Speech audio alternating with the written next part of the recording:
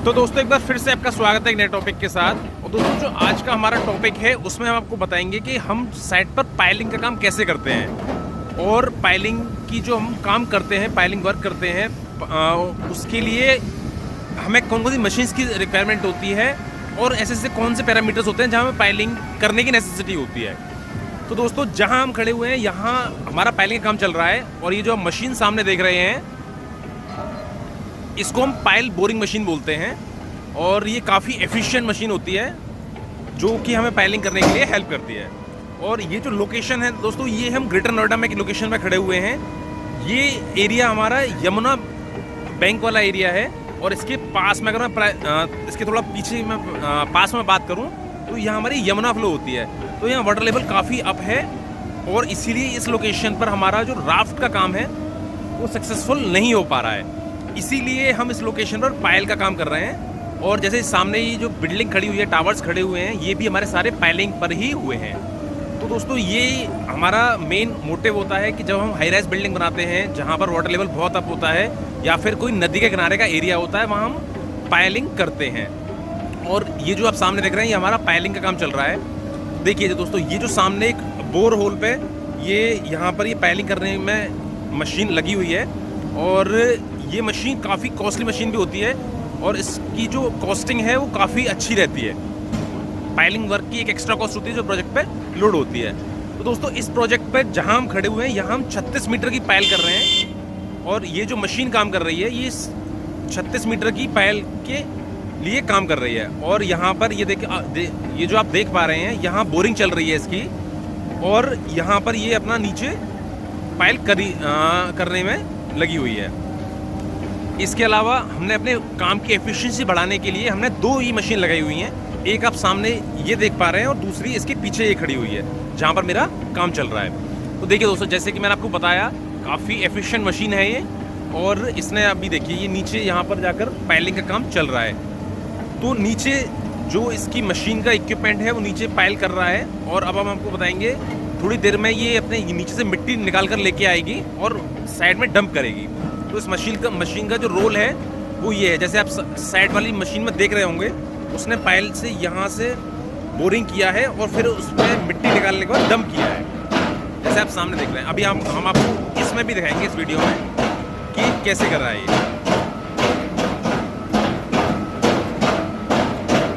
तो ये हमारा काम अभी चल ही रहा है, ये नीचे बोरिंग कर रही है और अब देखिए इसने एक्सकेवेट करना शुरू किया। जो भी मशीन नीचे गई थी, जो पाइप नीचे गया था उसको हमने करना शुरू किया और अब ये इसको ऊपर खींच रहा है। ऊपर खींचने के बाद देखिए इसने ये मशीन का इक्विपमेंट है सामने जिसमें से ये पानी के साथ साथ नीचे से खुदाई कर रहा है और इस तरीके से ये यहाँ पर इसको डंप करेगा।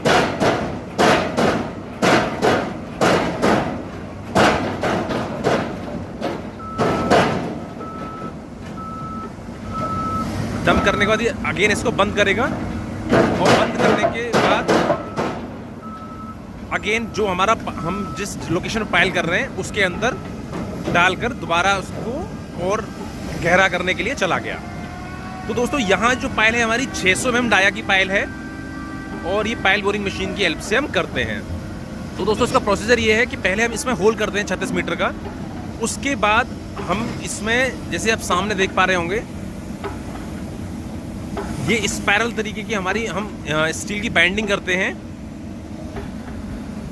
और वो इसके अंदर डाल के फिर आरएमसी करते हैं इसको। ये हम आपको बताएंगे कि इसका प्रोसीजर क्या होता है। तो अभी फर्स्ट स्टेप इसका यही होता है कि पहले हम यहाँ पर इसका होल करते हैं पाइल होल मशीन से। उसके बाद हम इसके अंदर स्टील डालते हैं और उसके अंदर आरएमसी भरते हैं और उस सारे सिनेरियो के ऊपर हम राफ्ट कास्ट करते हैं। और राफ्ट कास्ट करने का हमारा सेंस पाइल के ऊपर ये होता है कि जितना भी हम कास्टिंग करेंगे राफ्ट की और उसके ऊपर बिल्डिंग खड़ी करेंगे तो सारा लोड राफ्ट के थ्रू, पाइल के थ्रू ज़मीन में ट्रांसफ़र हो जाता है और हमारी बिल्डिंग की स्टेबिलिटी बहुत अच्छी बनती है। तो दोस्तों जैसा कि मैंने आपको बताया था 36 मीटर की पाइल हो जाने के बाद उसका जो होल होता है उसको हो जाने के बाद हम उसके अंदर आरसीसी डालते हैं। आरसीसी कैसे डालते हैं? हम स्टील का बाइंड करके उसके अंदर डाला जाता है और फिर उसके अंदर कंक्रीट पोर की जाती है, इसीलिए हम इसको आरसीसी पाइल भी बोलते हैं। तो दोस्तों देखिए, अब हमें इसके अंदर आरसीसी डालना है, तो सबसे पहले उसमें हमें रिइंफोर्समेंट स्टील डालना पड़ेगा। तो ये आप जो सामने ये जो स्ट्रक्चर देख रहे हैं, ये जो है ये हमारी स्टील की बाइंडिंग की हुई है हमने, और इसको हम स्टैंड करके उस जो हमने होल किया हुआ है पायल के लिए उसके अंदर इंसर्ट करेंगे। और जैसे कि आप सामने देख पा रहे होंगे, यहाँ हमने काफ़ी सैंपल्स बना के रखे हुए हैं जिसको कि हम बैक टू बैक इस काम को कर लेंगे। तो दोस्तों जैसे ये मेरा 2 सैंपल्स रखे हुए हैं, इसको हम उस होल के अंदर नीचे इंसर्ट करेंगे, और इंसर्ट करने के बाद में उस होल के अंदर हम थ्रू आउट आरसीसी भर देंगे, कंक्रीट भर देंगे।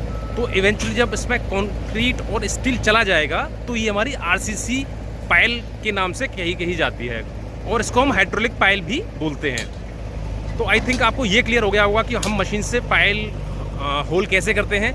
फिर उसके अंदर ये जो स्टील है, स्टील बाइंडिंग जो अब सामने आप देख पा रहे हैं, ये हम इस तरीके से करते हैं, और उसी होल के अंदर फिर हम कंक्रीट को डक करते हैं। डिपेंडिंग ऑन द ग्रेड, वो M30, M40, M50 कुछ भी हो सकता है, जो भी डिज़ाइनर ने डिज़ाइन करके दे रखा है। तो दोस्तों जैसे आप देख पा रहे हैं सामने, हाइड्रा की हेल्प से, ये हमारी हाइड्रा यहाँ सामने है, और हाइड्रा की हेल्प से जो हमने स्टील की, जो हमने पायलिंग के लिए स्टील की जो फ्रेम बनाए होते हैं, उनके सामने मैंने अभी आपको दिखाए थे, इनके सैंपल सामने हमने बना रखे हैं। ये हमारा स्टॉक है इसका। इसे करने के बाद हम हाइड्रा की हेल्प से इसको उठाते हैं, और जहाँ पर हमारा पायल का होल होता है वहाँ हम इसकी कास्टिंग के लिए, वहाँ हम इसको इंसर्ट करने के लिए ले जाते हैं। हाइड्रा की हेल्प से हम इसको यहाँ शिफ्ट करते हैं इस पर्टिकुलर लोकेशन पर जहाँ हमें कास्टिंग करनी होती है, और जहाँ हमारा पायल का होल ऑलरेडी हो रखा होता है। तो दोस्तों देखिए, यहाँ पर हमने इसको यहाँ पर शिफ्ट कर चुके हैं with the help of hydra. और ये सामने जो क्रेन आप देख रहे हैं, ये जो क्रेन है, इसकी हेल्प से हम इस पर्टिकुलर जो हमारा स्टील का स्ट्रक्चर है, जहाँ जो हमें पायल का जो होल है उसके अंदर इंसर्ट करना है, इस क्रेन की हेल्प से हम इसको उस होल के अंदर इंसर्ट करेंगे, और उसके बाद इसकी कास्टिंग का प्रोग्रेस हम काम करेंगे। तो दोस्तों इसकी हेल्प से हम इसको इंसर्ट करने के बाद अब हम दिखाएंगे आपको इसकी कास्टिंग किस तरीके से करते हैं ऑन साइट। तो दोस्तों जो हम इसकी कास्टिंग की बात कर रहे थे आरसीसी के लिए, वो आप सामने देख पा रहे होंगे। ये पहले हमने उस मशीन के थ्रू होल किया है इस पर्टिकुलर लोकेशन पर जहाँ पर हमारी कास्टिंग चल रही है, ये जो आप देख पा रहे होंगे। और उस होल करने के बाद with the help of hydra हमने उस स्टील को, जो मैंने अभी आपको दिखाया था, उस स्टील को हमने इसके अंदर इंसर्ट किया है, और with the help of pipe and funnel, ये जो फनल आप सामने देख पा रहे होंगे, और इस फनल को हमने पर्टिकुलर टावर क्रेन से पकड़ा हुआ है। जैसे आप देख पा रहे होंगे, ये हमारी पर्टिकुलर टावर क्रेन है, और इसके थ्रू हमने फनल को पकड़ा हुआ है, और उसी के पीछे हमारी टीएम लगी हुई है जो कि आरसीसी इसके अंदर डाल रही है, जो कि कंक्रीट जो हमारी जो भी हमारी ग्रेड है, यहाँ पर हम M30 ग्रेड यूज़ कर रहे हैं कंक्रीटिंग के लिए पायल की, तो वो हमारी कास्टिंग चल रही है। तो दोस्तों ये हमारा पायल कास्टिंग का प्रोसीजर होता है, और ये हमारा इस पर्टिकुलर इसमें ये मशीनरी रिक्वायरमेंट होती है। ये एक हमारी टावर क्रेन है, इसके साथ में एक फनल है सामने, जो आप ये सामने देख पा रहे हैं। इसके बाद ये यहाँ पर एक टीएम लगी हुई है जो कि हमें आरसीसी यहाँ पर दे रही है इस पर्टिकुलर लोकेशन पर। तो दोस्तों कास्टिंग के बाद का प्रोसीजर अब हम आपको बताते हैं कि वंस ये हमारी जो पायल है कास्ट हो जाती है, उसके बाद क्या प्रोसीजर होता है। अब हम चलते हैं सीधे पायल वाले एरिया में। तो दोस्तों पायल कास्टिंग के बाद सबसे इंटरेस्टिंग फेज शुरू होता है, और देखिए जैसे आप सामने देख पा रहे हैं, ये हमारा एक टावर की पायल है, और जहाँ पर हमारा 52 डिपेंडिंग ऑन द ड्राइंग, जो भी हमारी ड्राइंग की रिक्वायरमेंट है, जो भी हमारे स्ट्रक्चर कंसल्टेंट ने दिया है, उस हिसाब से हम नंबर ऑफ पाइल्स को कास्ट कर लेते हैं। कास्ट करने के बाद हम इसकी क्लीनिंग करते हैं एक पर्टिकुलर डेप्थ तक। जैसे आप सामने देख रहे होंगे कि यहाँ पर एक जेसीबी काम कर रही है, और वो पाइल को किसी एक डेप्थ तक मिट्टी को डग कर रही है। मिट्टी की डगिंग के बाद यहाँ पर एक्सकेवेट करने के बाद एक जो पर्टिकुलर हाइट हमारी एज पर ड्राइंग में जो हमें चाहिए, उस हाइट तक हम इसको डिसमेंटल करते हैं, मिट्टी का एक्सकेवेशन करते हैं, और उतना पर्टिकुलर एरिया हम छोड़ देते हैं। इसके बाद दोस्तों हमारा जो प्रोसीजर शुरू होता है, वो हमारी राफ्ट की कास्टिंग का प्रोसीजर शुरू होता है। तो अब हम आपको बताएंगे कि राफ्ट की कास्टिंग किस तरीके से की जाती है।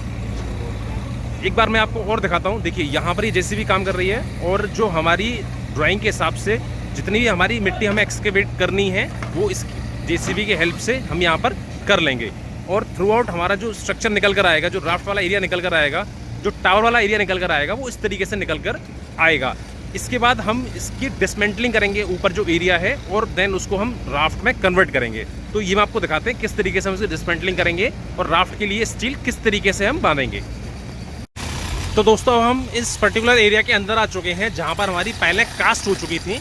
और ये सामने आप देख पा रहे हैं, ये हमने एक्स्ट्रा पाइल कास्ट किया हुआ है, जिसको कि हम बाद में डिसमेंटल करते हैं एक पर्टिकुलर डेप्थ तक। और ये जो डिसमेंटलिंग है ये हिल्टी की मदद से की जाती है और हाइड्रा की मदद से की जाती है। तो जैसा कि आप सामने देख पा रहे हैं, एक लेबर सामने काम भी कर रही है और जो इन सारे काम को डिसमेंटलिंग के लिए काम कर रही है। इसके बाद हम इसकी डिसमेंटलिंग जो करते हैं, जो सामने आप सरिया देख पा रहे होंगे, इस सरिया को निकालते हैं, क्योंकि इस सरिया को निकालने के बाद इस सरिया को हम राफ्ट के साथ में कास्ट कर देते हैं और ये एक मोनोलिथिक स्ट्रक्चर बन जाता है। मोनोलिथिक स्ट्रक्चर बनने से अच्छा ये होता है कि उसकी स्ट्रेंथ काफ़ी अच्छी मेंटेन रहती है और आगे चल के भी बिल्डिंग लॉन्ग लास्टिंग रहती है। तो जैसे कि अभी हमने आपको दिखाया था, तो हम अंदर एक लोकेशन पर हैं, यहाँ पर आप और पास से देख पा रहे होंगे पायल्स को जो हमने कास्ट की हैं एक हाइट तक। उसके बाद दोस्तों, जब हम ये जो हम ऊपर का एरिया है जो एक्स्ट्रा कास्ट मेरा हो चुका है पायल का, इसको हम पायल कैप कहते हैं। तो ये पायल कैप जब हम डिसमेंटल कर देते हैं, तोड़ देते हैं इस पर्टिकुलर एरियाज़ को, तो ये हमारा कुछ इस तरीके की निकल कर आ जाती है, जो आप सामने देख पा रहे होंगे। दोस्तों अब इसमें क्या करना है, इसमें कुछ नहीं करना होता हमें, या इस पर्टिकुलर लेवल पर आके हमें इन जो हमारा स्टील सामने देख पा रहे हैं इनको बेंड करना है, और इसी के साथ में इसकी स्टील रिइंफोर्समेंट का काम शुरू होगा हमारा राफ्ट का।